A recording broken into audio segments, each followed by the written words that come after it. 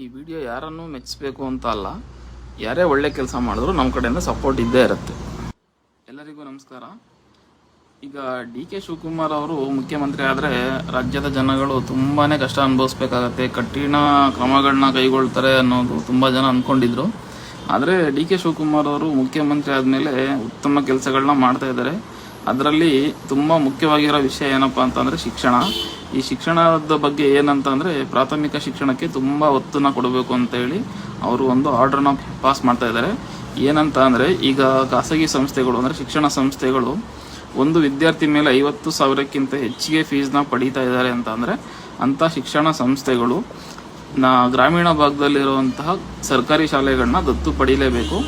ದತ್ತು ಪಡೆದು ಅಂದರೆ ಅಲ್ಲಿನ ಕಟ್ಟಡಗಳನ್ನ ನಿರ್ಮಾಣ ಮಾಡೋದಕ್ಕಿಂತ ಹೆಚ್ಚಾಗಿ ಅಲ್ಲಿನ ಶಿಕ್ಷಣಕ್ಕೆ ಅಂದರೆ ಮಕ್ಕಳುಗಳಿಗೆ ಏನು ಶಿಕ್ಷಣ ಬೇಕು, ಅಲ್ಲಿ ಈ ಶಿಕ್ಷಕರ ಕೊರತೆ ಇರುತ್ತೆ, ಅದನ್ನೆಲ್ಲ ಸರಿಪಡಿಸ್ಬೇಕು ಮತ್ತು ಅಲ್ಲಿನ ಶಿಕ್ಷಣಕ್ಕೆ ಅತಿ ಹೆಚ್ಚು ಆದ್ಯತೆ ಕೊಡಬೇಕು ಅನ್ನೋದು ಅವರ ಉದ್ದೇಶ ಆಗಿರುತ್ತೆ.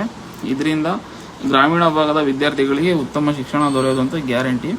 ಇಂಥ ನಿರ್ಧಾರಗಳನ್ನ ಡಿ.ಕೆ. ಶಿವಕುಮಾರ್ ಅವರು ಮಾತ್ರ ತಗೊಳ್ಳೋಕೆ ಸಾಧ್ಯ ಅಂತ ಈ ರೀತಿ ವಿಷಯಗಳನ್ನ ನೋಡಿದಾಗ ಅನಿಸುತ್ತೆ.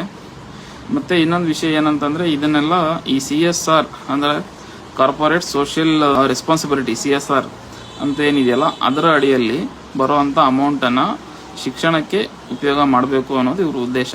ಈ CSR ಅಂತಂದರೆ ಈ ಕಾರ್ಪೊರೇಟ್ ಸಂಸ್ಥೆಗಳಲ್ಲಿ ನೆಟ್ವರ್ತ್ ಏನಿರುತ್ತೆ 500 ಕೋಟಿಗಿಂತ ಹೆಚ್ಚು ನೆಟ್ವರ್ತ್ ಇರುತ್ತೆ, ಅಥವಾ ಅವರ ವಹಿವಾಟು 1000 ಕೋಟಿಗಿಂತ ಜಾಸ್ತಿ ಇರುತ್ತೆ, ಅಥವಾ 5 ಕೋಟಿ ಅಷ್ಟು ಅವರು ನೆಟ್ ಪ್ರಾಫಿಟ್ನ ಪಡೆದಿರ್ತಾರೆ. ಅಂತಹ ಸಂಸ್ಥೆಗಳು ಏನು ಮಾಡಬೇಕು ಅಂತಂದರೆ ಕೊನೆಯ 3 ವರ್ಷದ ಪ್ರಾಫಿಟ್ ಏನಿರುತ್ತೆ ಅದರಲ್ಲಿ 2% ಸೋಷಿಯಲ್ ಆ್ಯಕ್ಟಿವಿಟಿಗಳಿಗೆ ಅಥವಾ ಸಾಮಾಜಿಕ ಚಟುವಟಿಕೆಗಳಿಗೆ ಉಪಯೋಗಿಸಬೇಕಾಗಿರುತ್ತೆ. ಅದರಲ್ಲಿ ತುಂಬಾ ಹಗರಣಗಳು ಅಥವಾ ಮೋಸಗಳಿಂದ ಬೇರೆ ರೀತಿಯಾಗಿ ಹಣ ಪೋಲಾಗಬಾರ್ದು ಅನ್ನೋದ್ರ ಬಿಟ್ಟು ಶಿಕ್ಷಣಕ್ಕೆ ಉಪಯೋಗ ಆಗಲಿ ಅನ್ನೋದು ಇದರ ಉದ್ದೇಶ.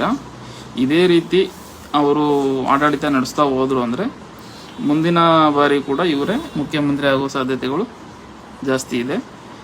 ಧನ್ಯವಾದಗಳು.